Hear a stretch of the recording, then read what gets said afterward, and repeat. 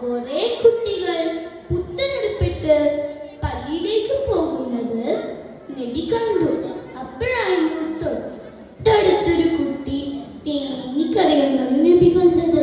നബി കുട്ടിയോട് ചോദിച്ചു, മോനെ മോനെ മോനെന്തിനാ കരയുന്നത്? കുട്ടി പറഞ്ഞു, എനിക്ക് പുത്തനെടുപ്പില്ല, എനിക്ക് ഉപ്പയില്ല, എനിക്ക് പുത്തനെടുപ്പ് വാങ്ങിത്തരാൻ ആരുമില്ല. നബി കുട്ടീനെ കൂട്ടി വീട്ടിലേക്ക് നടന്നു.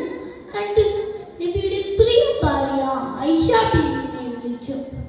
ഐഷ, ഇതാണ് നിനക്കുള്ള പെരുന്നാൾ സമ്മാനം. ഈ കുട്ടീനെ കുളിപ്പിച്ച് പുത്തനെടുപ്പിട്ട് അത്തരം പൂശി എന്റെ കൂടി പള്ളിയിലേക്ക് വിടും. ഐഷ അങ്ങനെ ചെയ്തു. ആ കുട്ടീനെ കുളിപ്പിച്ച് പുത്തനെടുപ്പിട്ട് അത്തരം പൂശി എന്റെ നബിയുടെ കൂടി പള്ളിയിലേക്ക് വിട്ടു.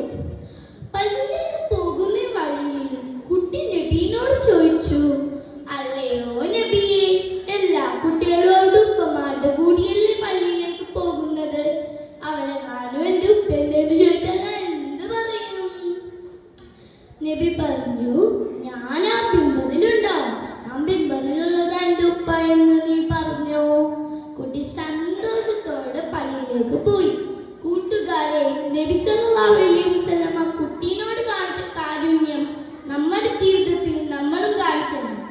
അനാഥ കുട്ടികളുടെ മുമ്പിൽ വെച്ച് സ്വന്തം കുട്ടികളെ ലാളിക്കാൻ പാടില്ലെന്ന് പഠിപ്പിച്ച നബി സല്ലല്ലാഹു അലൈഹി വസല്ലം നമുക്ക് മാതൃകയാക്കും.